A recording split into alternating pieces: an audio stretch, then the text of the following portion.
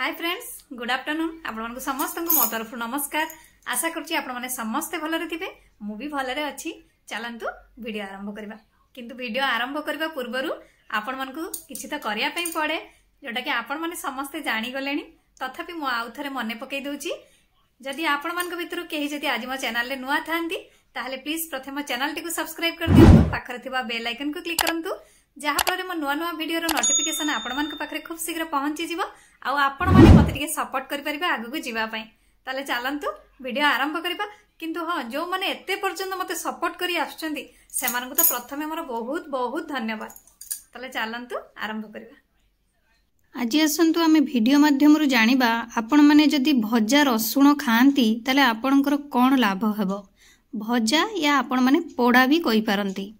ताले चलंतु वीडियो को आरंभ करिबा। रसुण रे अनेक आयुर्वेदिक लाभ अछि, जेमति कि फास्ट रे कर्कट परि मारात्मक रोग को भल करिबारे सहाय्य करे। सेकेंड रे खाली पेट रे रसुण दुईटी पोड़ा जोटा कि लवंग टाइप रो जो छोट छोट आपणकर पाखुड़ा जो कहती खाइबा द्वारा आपणकर कर्कट बैक्टेरिया शरीर रे व्यापीबारे रोकी थाए। थर्ड रे आपणकर भजा रसुण जोटा कि आपणकर ए पोड़ा रसुण टी जदि आपण माने खाती ताले आपणकर खराब कोलेस्ट्रोल समस्या को भी मध्य दूर करि थाए।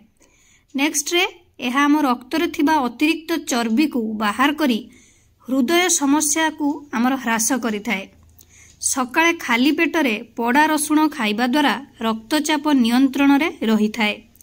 नेक्स्ट रे भजा रसुण जोटा कि आपणकर पोड़ा रसुण को खाइले रक्त धमनी रो अवरोध को मध्य दूर करि थाए।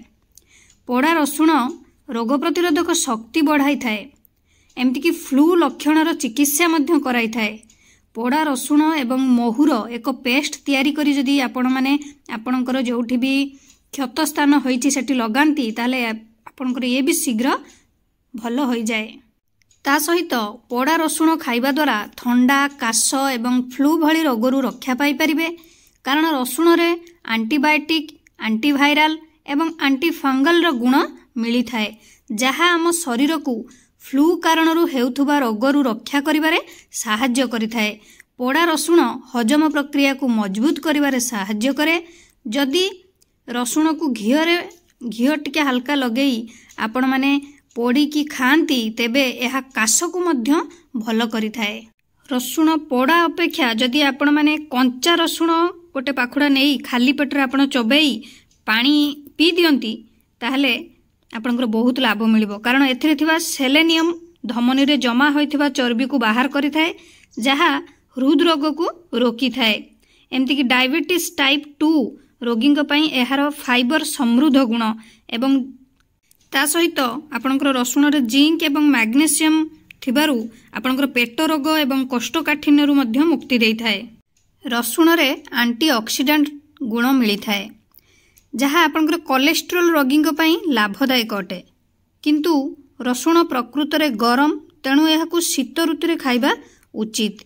एहाकु खाइबा द्वारा आपनकर पेट सुस्थ रही थाए, गैस एवं अम्लता एसबु समस्या भी आपण माने मुक्ति पाई परिबे। ता सहित या आपनकर रक्त को पतला करि थाए।